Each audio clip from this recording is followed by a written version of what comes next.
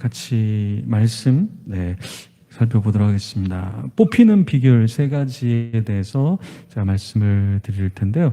자, 먼저 우리가 그 암송 말씀이 있습니다. 우리가 주중에 또 우리 다음 세대는 예배 토요일 날 또 소그룹 할 때 이 암송 구절을 하는데요. 어떤 목회자분은 이렇게 암송 잘하는 사람 이렇게 선물을 준비해서 또 전해 주시더라고요. 그래서 우리 다음 세대 친구들 암송 구절을 잘해서 다음에는 뭐 스포츠카, 뭐 혹은 또 뭐 집 한 채, 뭐 이런 것들 선물도 주시지 않겠어요? 네네. 그래서 열심히 또 암송을 하면은 좋을 것 같습니다. 네. 사도행전 1장 14절인데 같이 한번 읽어보도록 하겠습니다. 여자들과 예수의 어머니 마리아와 예수의 아들과 더불어 마음을 같이하여 오로지 기도에 힘쓰더라. 한 번 더 읽어보도록 하겠습니다. 여자들과 예수의 어머니 마리아와 예수의 아우들과 더불어 마음을 같이하여 오로지 기도에 힘쓰니라. 아멘. 네. 이걸 외워서 하라고 일부러 줄여놓은 건가요? 외워서 해라. 보지 말고. 그래서 글자를 쓸 수 있는데, 좋습니다. 여기 보니까 인물이 나와 있죠. 여자들과 예수님의 어머니, 그렇죠, 마리아가 등장하고 또 예수님의 아우들. 여기 아우들이 4명이 있는데 야고보와 요셉과 유다와 시몬이라는 형제들이 있었어요. 네. 그래서 실제로 형제들이 있었는데 천주교에서는 마리아가 아이를 낳지 않았다고 이렇게 거짓말을 가리키고 있죠. 왜냐하면 이제 마리아를 신격화시켜야 되니까 마리아가 죽지도 않았다 그래요. 그냥 살아서 승천했다고 얘기하고 천주교가 또 마리아는 죄성이 없었다. 왜냐하면 신적인 존재가 돼야 되니까. 그래서 여러 가지 그 거짓말들을 좀 많이 만들어냈는데 너무 사람을 이렇게 신격화하다 보니까 자녀가 이렇게 성경에도 예수님의 아우들이 있었다고 하는데 그럼 그건 다 입양해온 건가요? 그건 아닌데 어쨌든 여러분들이 조금 이해하시면서 암송하면 좋을 것 같아서 설명을 드렸습니다. 그래서 외우실 때 여자들과 예수의 어머니 마리아와 예수의 아우들과 더불어 마음을 같이하여 오로지 기도에 힘쓰더라. 이렇게 암송하시면 좋겠습니다. 우리 하와미 주에는 이거 영어로도 같이 이제 주중에 같이 암송하는데 영어로 하실 분들 또 히브리어 헬라어로 하실 분들 또 아랍어로 하실 분들은 또 다양하게 외우시면 좋을 것 같아요. 여기 본문에 보면 뭐에 힘쓰더라라고 말씀했죠? 오로지 기도에 힘쓰더라. 이 말씀 오늘 계속해서 좀 더 살펴볼 텐데, 자, 여러분 이거 보시면은 뭔지 아시겠어요? 네. 뭘까요, 이게? 네. 동학이라고 쓰여 있고요. 개미가 있습니다. 여러분 요새 동학개미라는 용어, 신조가 있는데 주식 투자자들이 예전에는 되게 많지 않았죠. 흔하지 않았죠. 그런데 요즘에는 은행에다가 돈을 넣어놔도 이자가 이제 세지 않으니까 이걸 주식에 사람들이 굉장히 많이 눈이 돌아가게 되었잖아요. 그런데 이게 보통 돈이 있어서 하는 것이 아니라 돈이 없는 사람들도 요즘에는 이제 굉장히 많이 투자를 많이 하는데 이 동학 개미라 그래서 한두 명이 아니라 정말 많은 사람들이 이제 주식에 들어와서 주식을 한다라는 거죠. 근데 이 주식을 하는 사람들의 특징이 뭐냐면 요즘 주식하는 사람은 옛날하고 조금 달리 특징이 있대요. 트렌드가 있는데 옛날에는 조금 괜찮게 될 기업에다가 이렇게 투자를 한다는 게 주식이라면 지금은 대기업 위주로 망하지 않을 것 같은 대기업 위주로 집중해서 이 동학 개미들이 몰린다라는 거예요. 그리고 이 동학 개미들의 특징이 뭐냐면 공부를 엄청나게 한다는 거예요. 그래서 이 주식에 관한 유튜버들이 10만 명이 넘는 유튜버들이 마구마구 생겨나고 있다라는 거예요. 네. 예전에는 그렇게 많이 몰리지 않았던 그 유튜버들에게 이 주식에 관한 관심이 사람들이 많아지면서 어떻게 하면 더 잘할 수 있을까를 되게 많이 배운다는 거예요. 제가 읽었던 책 중에 독서법에 대한 이야기인데, 그 독서법에 대한 이야기를 하면서 그분이 이런 얘기를 해요. 진짜 자기가 책을 많이 읽는 사람들을 봤대요. 진지하게. 근데 그 사람들이 다 어떤 사람이냐면 투자가들, 돈과 관련된 것에 일하는 사람들이 책을 많이 본대요.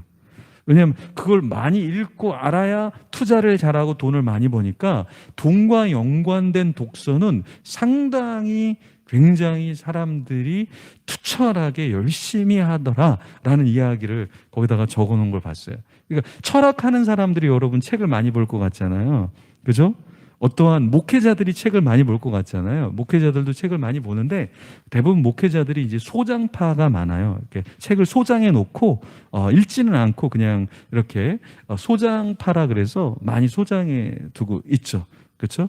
최준영 목사님? 네.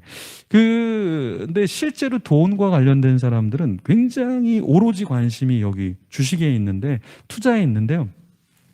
저는 크리스찬들이 될 수 있으면 주식을 해도 괜찮다라고 말을 하긴 하는데 이런 사람은 하면 안 돼요.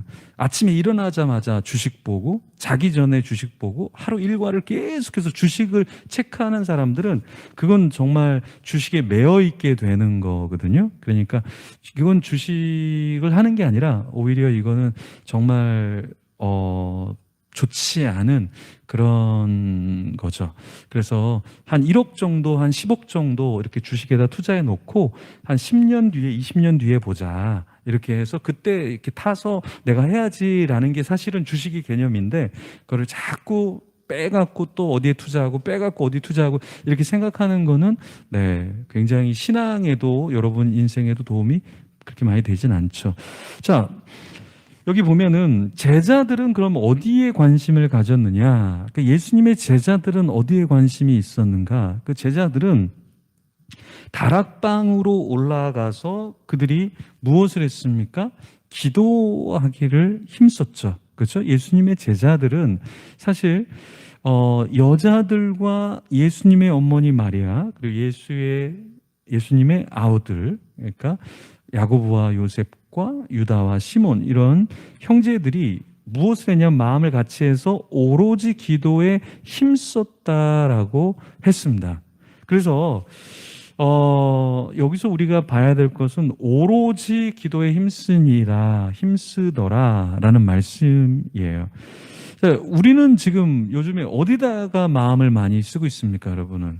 어디에 여러분의 생각들이 굉장히 많이 가 있나요? 그죠? 네. 여러분, 무엇을 위해서 더 기도하면은 좋겠습니까? 무엇을 위해서 더 기도해야 될 것 같습니까? 네.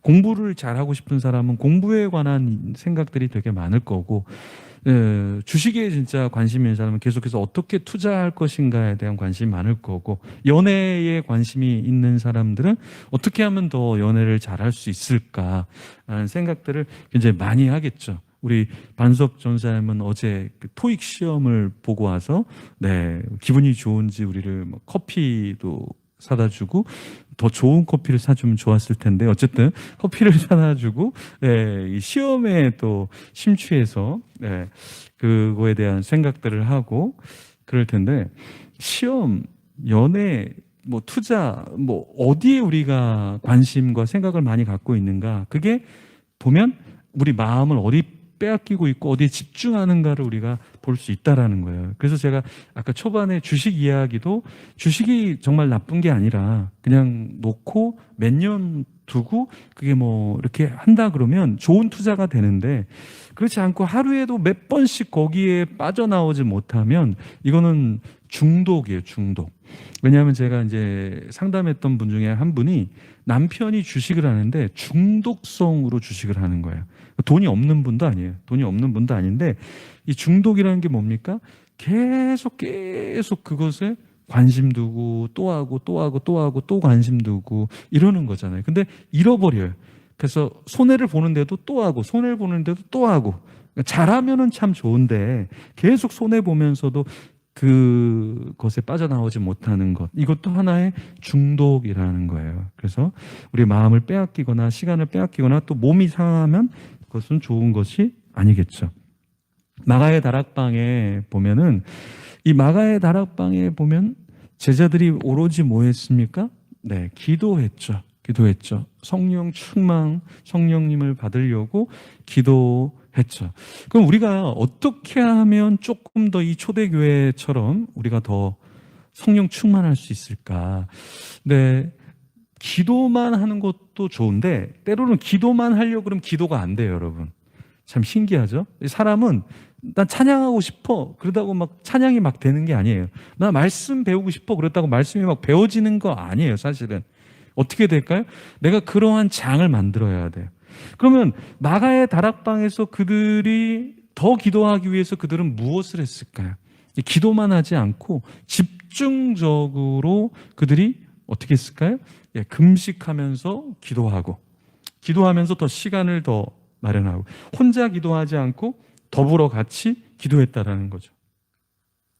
우리가 2월 22일부터 4월 1일까지 40일 이제 밤에 뜨는 별이라고 다음 세대를 위한 집회를 하는데, 어떤 분이 금식을 이렇게 하는데 참 도전이 되고 감사한 분들이 계셔요. 어떤 분은 7일 동안 금식하겠다는 분도 계시고, 어떤 분은 하루 금식을 하겠다. 근데 또 어떤 분은 하루를 매주일마다 하루씩을 금식하겠다는 분이 계시고, 어떤 분은 40일 동안 또 금식을 하겠다, 한 끼씩. 어떤 분은 80일을 매일 저녁을 금식하겠다, 이런 분들이 계시고, 참 도전이 되는 분들이 굉장히 많은 것 같아요. 근데 처음에 저도 이 금식을 같이 합시다라고 했을 때 하루에 한 끼만 금식을 요청할 것인가, 아니면 하루 종일 하루를 금식을 요청할 것인가, 그 신청란을 제가 받을 때 인간적으로는 한 끼만 동참해 달라 해도 한 끼 금식도 어려워요. 사람들이 요즘에는 한 끼 금식이 어려워요. 그런데 하루 금식을 체크해서 동참하게끔 하면 신청하는 사람이 있을까? 그래서 신청하는 사람이 적더라도 하루를 금식하는 사람들이 있으면 좋겠다. 왜냐면 우리가 다음 세대를 위해서 뭐 기도하자, 헌신하자 이렇게 말은 많이 하는데, 실제로 뭐 한 끼 금식은 늦게 일어나면 그냥 금식이 돼버리는 거예요. 금식이 돼버리는 거죠. 근데 그렇게 해갖고 마음을 쏟기가 굉장히 어렵다라는 거죠. 그렇죠? 그렇다고 해서 너무 막 율법적으로 뭐 이렇게 나를 억압하고 강압적으로 할 필요는 없지만, 하나님이 주시는 자원하는 마음으로 내가 금식을 할 수 있다 그러면 될 수 있으면 좀 아침, 점심, 저녁을 좀 안 먹고 집중해서 그 먹을 시간에 우리가 좀 더 다음 세대와 집회를 위해서 기도하는 시간을 좀 가지면 좋겠다. 그러니까 왜 우리가 기도를 못하냐? 왜 우리가 나누지 못하냐? 그러니까 심리학적인 전문 용어로 이야기하면 이것을 내가 너무 많이 처먹는다라고 표현을 할 수가 있어요. 그러니까 내가 너무 많이 먹으니까 나눠줄 게 없는 거예요. 내가 너무 먹는데 시간을 많이 쓰니까, 노는데 많이 시간을 쓰니까 내가 나눠줄 게 없는 거예요, 실제로는. 그래서 이 집중해서 오로지 기도에 힘쓰더라라고 될 수 있도록 우리 자신을 기도하는 장으로 더 우리 자신을 밀어 넣어야 하는 거죠.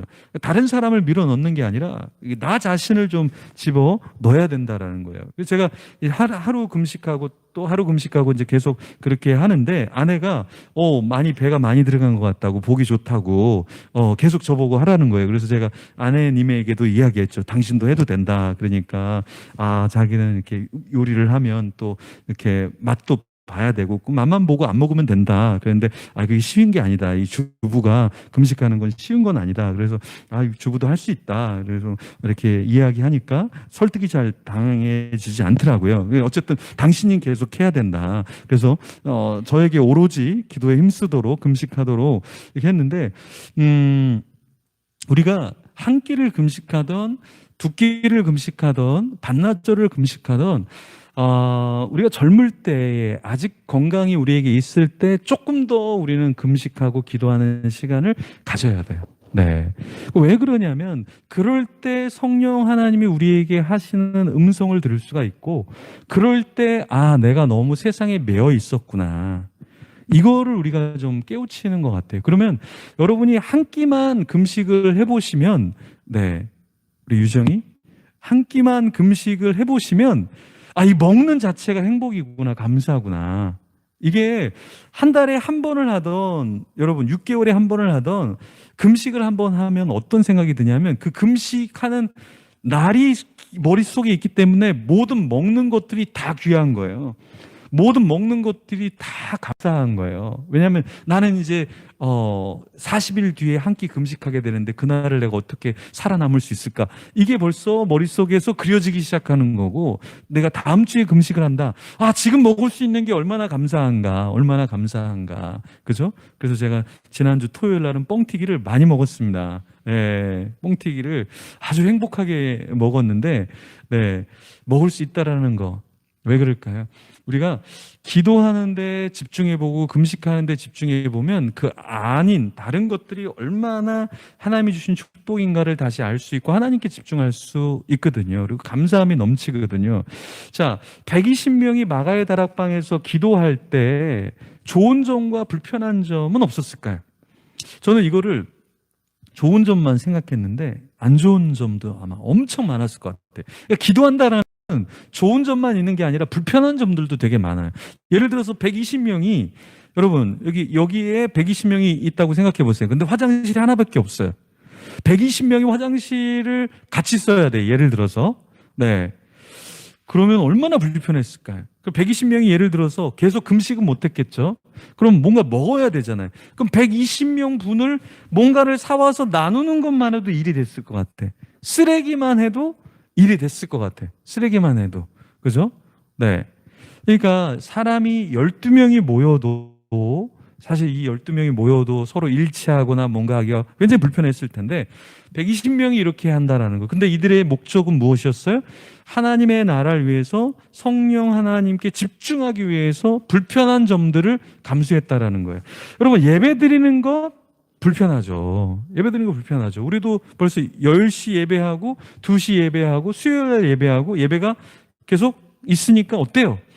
계속 예배 끝나면 또 예배를 준비하고 또 예배 끝나면 또 예배를 준비해요. 이게 편한 것 같지만 편하지 않아요. 불편해 때로는. 근데 그것에 우리의 마음을 들이면서 오로지 기도하기를 힘쓰면서 우리 영이 깨어있기 시작한다라는 거예요. 우리 영이. 왜냐하면 우리가 한 번 예배를 딱 드리고 나면 세상 속으로 다 뺏겨버려요. 세상에 미디어에 다 뺏겨버리고, 세상의 향락에 다 뺏겨버리고, 세상의 게으름에 나 자신을 다 뺏겨버리잖아요. 그러면 우리는 주중에 어떻게 돼요? 오로지 기도하기 힘쓸 수가 없다라는 거죠. 그래서 우리는 계속해서 예배하는 삶을 살 때 우리가 오히려 더 불편하지만 깨어있을 수 있다라는 겁니다. 유다는 어떤 자였을까요? 유다는 예수님의 제자였죠. 예수님의 제자. 예수님의 제자였던 그 유다는 사실 예수님 곁에 있었던 사람이잖아요. 마지막 만찬 때도, 최후의 만찬 때도 예수님과 함께 마지막 만찬을 하고 있었어요. 근데 예수님께서 여기 제자들 중에 나를 팔 자가 있다 이렇게 말씀하셨을 때 제자들이 다 저는 아니죠. 그럴 때 유다는 그 마음에 팔 생각을 갖고 있으면서도 저는 아니죠 이렇게 이야기를 한 사람이 유다였어요. 근데 유다가 어떻게 해서 예수님을 팔게 되냐면, 예수님과 함께 제자들이 겟세마네 동산에서 기도했잖아요. 제자들 제대로 기도를 못했지만 사실은. 하지만 기도의 자리에 있었잖아요. 졸더라도. 근데 그때 누가 없었어요? 기도의 자리에 유다가 없었잖아요. 유다는 뭐하러 갔습니까? 기도하는 자리에 없더니 마음에 욕심, 유혹이 있어서 자기 스승을 돈으로 어떻게 하면 바꿔치기 할까? 이 생각을 하면서 예수님을 팔아넘길 생각을 하고 실제로 팔았던 것이죠. 그래서 우리가 언제 유혹과 시험을 당하는가? 내가 있어야 될 자리에 있지 않을 때 우리는 유혹과 시험을 받는다는 거예요. 특히 어떤 자리? 기도의 자리, 예배의 자리에 우리가 없을 때 우리는 타락하기 시작한다는 거예요. 그러니까 난 저 예배 안 가, 난 저 기도회 안 가, 나는 그거 안 섬겨 하면 우리가 건강해져야 되는데, 그런 마음을 품는 순간 우리의 안에는 유혹과 사탄의 속임과 사탄의 어떠한 계략들이 우리 속에 들어오기 시작한다라는 거예요. 그래서 이 유다의 모습을 보면 이런 모습이에요. 예수님을 사랑했고 예수님과 함께 했는데 자기의 생각에는 돈에 마음을 빼앗겨서 예수님께 키스하지만 그 마음엔 사랑이 없어지기 시작한 거죠. 제가 주식에 대한 얘기를 했지만 주식에 대한 얘기의 문제점이 뭐라고 얘기했어요? 거기에 온통 마음을 다 빼앗겨 버리는 거라 그랬죠. 투자하는 거 중요해요. 필요하죠. 투자해야죠. 하지만 우리의 마음과 우리의 생각과 이 유혹이 되어 버리면 우리에게 영적으로 굉장히 문제가 있게 된다라는 거예요. 이 그림은 최근에 그린 그림이 아니라 1510년경, 그러니까 16세기 초에 그린 그림인데 제롬 보시라는 사람이 그린 건데, 이 당시는 누가 그림을 그렸냐면 미켈란젤로, 라파엘로, 레오나르도 다빈치, 이런 사람이 그림을 그렸어요. 근데 그 당시 16세기 초의 그림은 어떤 그림이었냐면 다 천사가 나타나고 되게 긍정적인 그림, 굉장히 아름다운 그림. 근데 그 당시 제롬 보시는 십자가를 지신 예수님을 그리는데 예수님만 혼자 묵묵히 그냥 십자가를 지고 걸어가시는 거예요. 예수님만 혼자 가셔요. 근데 주위에 있는 사람들 한번 보십시오. 다 탐욕에 쩌들어 있어요. 다 탐욕에 쩌들어 있어요. 예수님의 십자가에 손은 돼요. 예수님 십자가 곁에는 있어요. 근데 그들의 얼굴을 보면 그들은 예수님의 십자가에는 관심이 없어요. 예수님을 예배하고 경배하는 데는 관심이 없어요. 다 자기들의 삶의 어떤 것에 얼굴에 보면 탐욕적인 모습을 갖고 있어요. 근데 사실은 이 모습이 1510년경에 그려졌던 그림이지만 우리의 모습을 담고 있다라는 것이죠. 우리도 여전히 기도하지 않으면, 예수님이 겟세마네 동산에서 이 잔을 지나가게 해달라 했다가 아버지의 뜻이거든 원하시면 그 뜻대로 하는 것, 그것은 예수님이 기도하실 때 가능했죠. 이들도, 우리도 마찬가지로 기도의 자리에서 우리가 오로지 기도하지 않으면 우리도 똑같은 존재가 된다라는 거예요. 그래서 우리가 물질에 있어서 탐욕적인 사람이 되느냐 안 되느냐, 그것은 내가 기도하고 있느냐 기도하지 않느냐에 따라서 달라진다라는 거예요. 자, 여기 보면 15절 보면 베드로가 그 형제들 가운데 일어서서 이르되, 유다가 이제 자살을 하게 되죠. 그 자살한 거에 대해서 성경에서 말씀한 바다라고 하면서 이제 무엇을 이야기합니까? 유다가 직무를 맡았던 그 부분을 이제는 다른 사람에게 이양을 해야 된다라는 얘기를 하게 되죠. 근데 유다는 사실 그 밭에서 죽게 되는데, 유다가 예수님께서 사실 몸값으로 자신이 배신하면서 받게 된 그 돈으로 어떻게 됩니까? 그 터를 사게 되죠. 그 터를 사게 되고 나중에 그 터가 나그네들의 무덤으로 이렇게 사용이 됩니다. 근데 그 밭을 이제 아겔다마, 피밭이라고 이름을 지어서 사용을 하게 되어진 거죠. 사실은 이 밭은 유다가 자기가 원했던 그 땅, 그 어떠한 부동산이었는데 자신도 양심의 가책을 받게 되죠, 나중에. 그래서 어떻게 됩니까?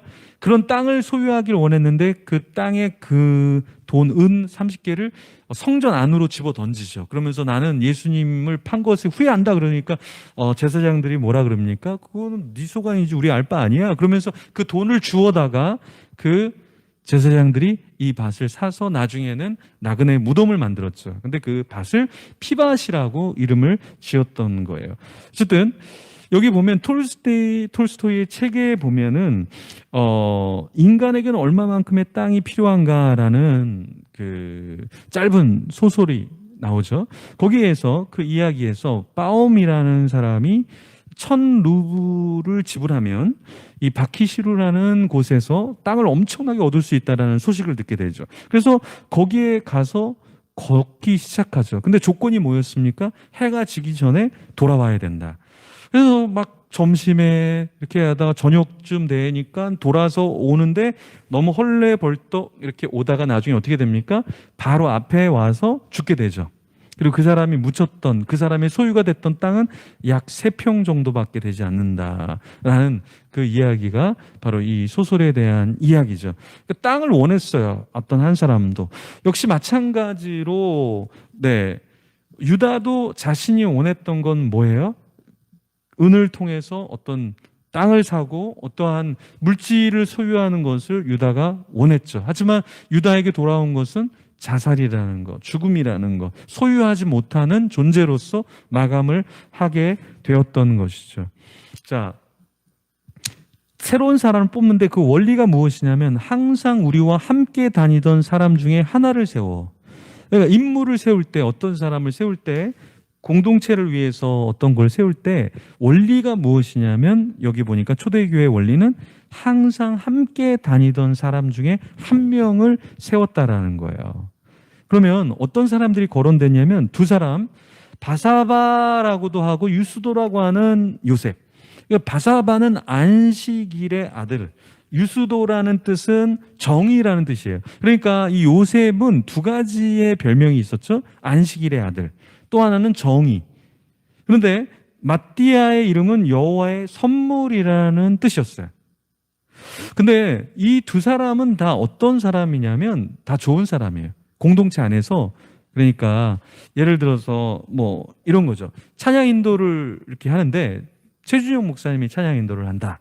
그리고 오늘 오전에는 우리 백은혜 전사님이 찬양 인도를 했죠. 두 분 다 찬양을 다 잘하셔요. 다 잘하시는데 누구를 찬양 인도자로, 예를 들어서 예배가 또 하나 생겨서 그 예배를 누구에게 맡길까? 그랬을 때 두 분 다 잘하니까 그냥 두 분 중에 제비뽑기로 뽑자라고 했을 때 하자가 없는 거예요. 왜 하자가 없냐면 다 검증됐으니까. 공동체 안에서 검증이 됐으니까. 그죠? 그렇게 된 것처럼 이 바사바라하고 유스도라고 하는 요셉과 마띠아는 사실은 누구도 손색이 없는 인물이었을 거예요. 뭐 이름의 뜻이 여호와의 선물이니까 여호와의 선물로 당첨이 됐다. 이렇게 해석할 필요 없이 그냥 마띠아도 정말 괜찮은 사람이고, 또 요셉이라는 사람, 바사바라고도 하고 유스도라고도 하는 이 사람은 괜찮은 사람이었어요. 근데 어떻게 합니까? 우리 인간적으로 결정하지 말고 제비를 통해서 하나님이 원하시는 사람이 누군지 그 사람에게 우리가 결정하지 말고 하나님의 뜻에 맞지 맡기자라고 했던 것이죠. 자, 우리가 이제 생각해 봐야 될 것은 우리 자신을 한번 적용시켜 보면, 그럼 나는 어떤 일을 감당하면 좋을까? 하나님은 나에게 무엇을 원하실까? 이걸 한번 고민해 보면 좋을 것 같아요. 그러니까 어떤 자격 조건이 안 되는 사람이라는 것이 아니라 내가 기본적으로 공동체 안에서 성숙한 모습을 보이면서 하나님이 나에게 어떤 일을 감당하면 좋아하실까? 하나님 내게 무엇을 원하실까를 우리는 고민을 해야 된다라는 겁니다. 자, 우리 옆 사람에게 이렇게 한번 물어볼까요? 하나님이 나에게 무엇을 맡기실까요? 네네. 그렇죠? 자, 하나님이 나에게 무엇을 맡기실까요? 때로는 내가 스스로 하나님께 물어봐야 되지만, 때로 우리는 공동체 속에 있는 지체이기 때문에, 사람이기 때문에 좀 물어봐야 돼요. 제가 무엇을 하면 더 잘할 수 있을까요? 무엇을 하면 더 잘할 수 있을까요? 네네. 제가 무엇을 잘하고 있나요? 이걸 좀 물어보고 점검하면서 가야 하는 것이죠.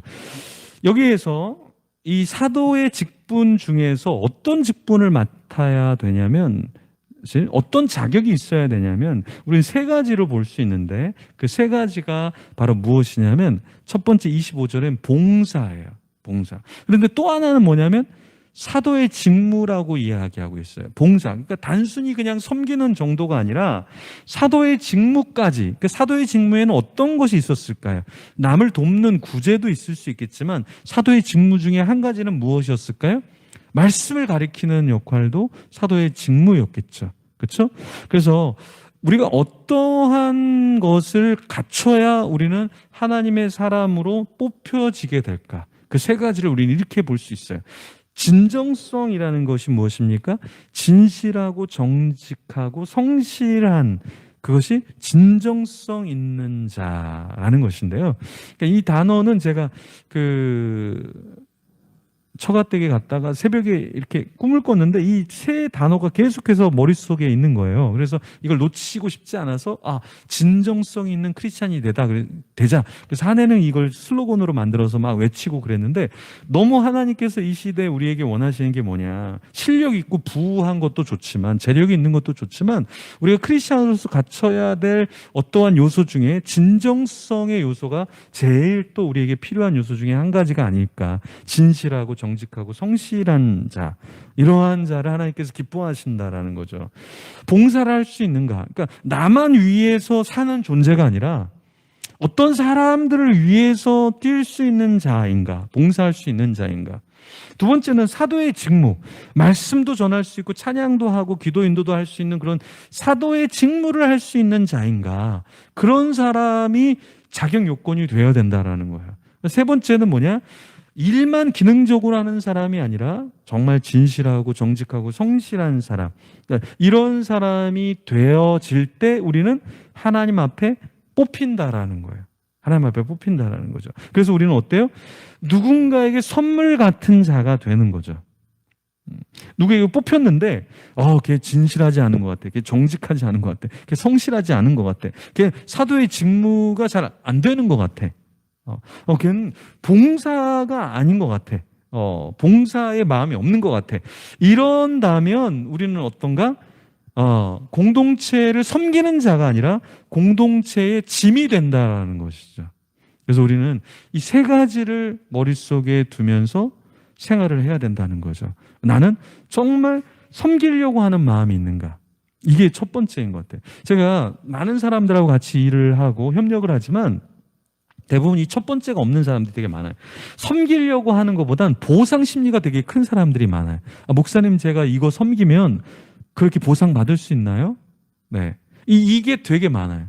우리 품능교회 교육자들이 많지만 한 분도 제가 이거 품능교회 가서 섬기니까 저한테 이렇게 보상해 주셔야 돼요 하고 오신 분은 한 분도 없어요. 한 분도 없어요. 네. 그냥 섬기고 싶습니다. 같이 하고 싶습니다. 그렇죠? 네. 근데 그 마음이 너무 귀한 것 같아요. 너무 마음이 귀한 것 같아요. 그래서 저희들이 한 12명 지금 같이 하는데 더 이상 아무나 막 받지 않으려고요. 예. 이것도 힘들더라고요. 아무나 막 받으니까 막 이 PPT를 막 이상하게 막 하고 뒤에서 막 공격하고 앞뒤에서 오로지 공격하기에 힘쓰더라. 뭐 이렇게 말씀이 적용되는 것 같아서. 근데 정말 중요한 마음이 뭐냐면, 봉사할 마음, 그러니까 섬길 마음이 있는가. 이게 정말 중요한 것 같아요. 공동체 안에서. 두 번째는 정말 제일 중요한 게 뭘까요? 말씀, 기도, 찬양을 섬길 수 있는가. 이게 되게 중요한 것 같고요.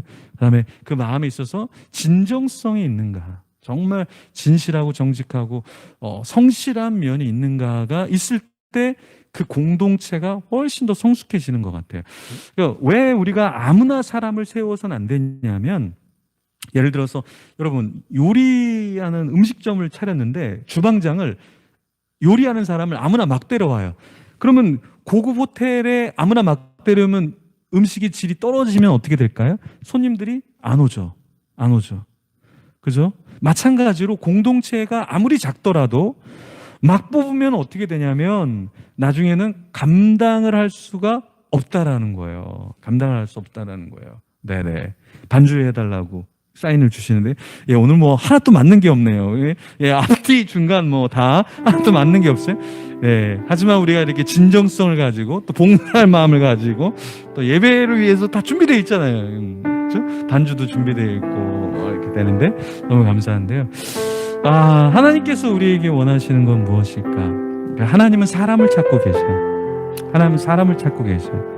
근데 그 사람에게 지금은 안 맡기시지만 하나님 아주 큰 일을 맡기시는 것 같아요. 마띠아도 나는 사도가 아닌데 뭐 내가 왜 봉사해?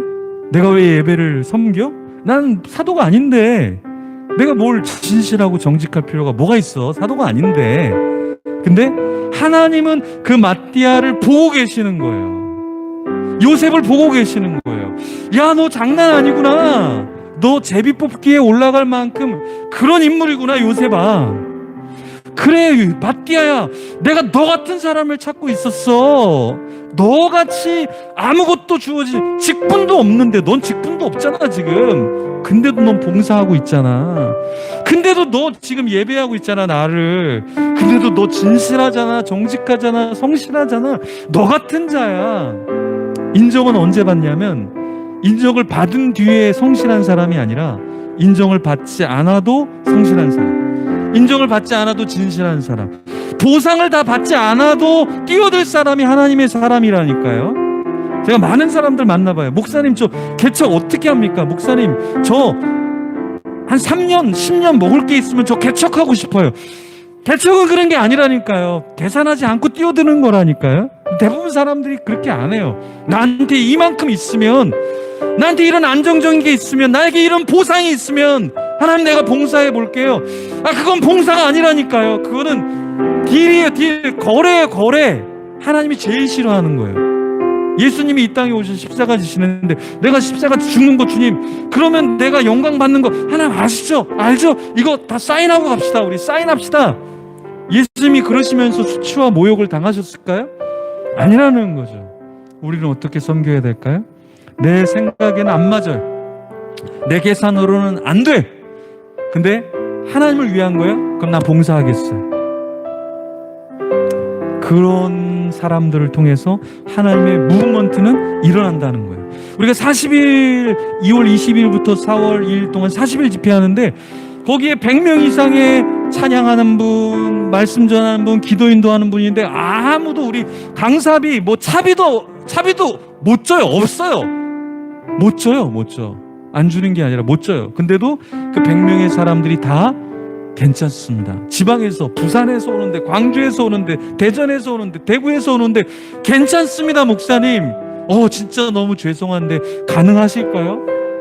네, 그런 분들의 봉사를 통해서, 예배의 섬김을 통해서 진실하고 성실한, 그 진실하고 성실하고 정직한 그 마음 가운데 하나님을 예배하니까 무브먼트가 일어나기 시작한다라는 거예요. 그렇게 돼야 무브먼트가 일어나고, 그렇게 돼야 사도직의 감당이 되는 것이라고요. 우리 시간에 같이 기도하겠습니다. 이 시간에 기도하실 때, 하나님 나에게 봉사할 마음을 주시옵소서.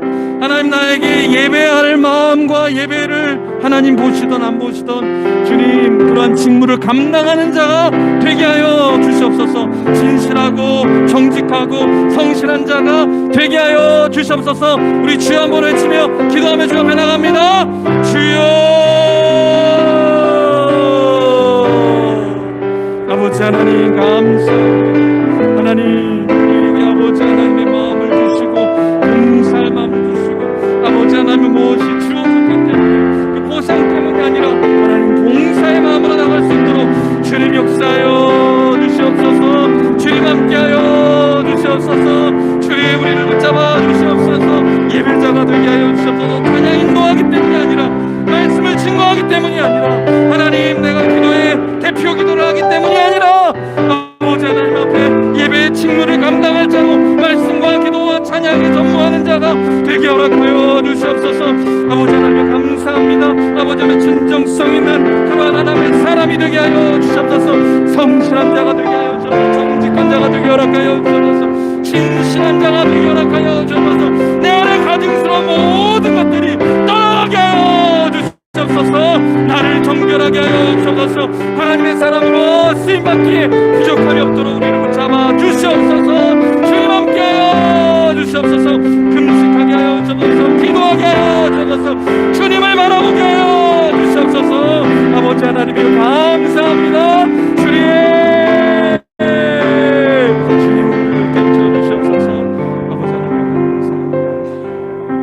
하나님 감사합니다. 어떤 보상을 바라보고 무언가에 뛰어드는 자가 아니라 하나님을 섬길 마음으로 뛰어들게 하여 주시옵소서. 하나님 누가 보던 안 보던 말씀과 기도와 찬양에 하나님의 예배의 사람이 되게 하여 주시옵소서. 세상에서 우리가 진실하고 정직하고 성실한 자로 그리스도의 빛과 소금이 되게 하시고, 그리스도의 편지가 되게 하여 주시고, 그리스도의 향기가 되게 하여 주시옵소서. 감사합니다. 예수님 이름으로 기도드립니다. 아멘.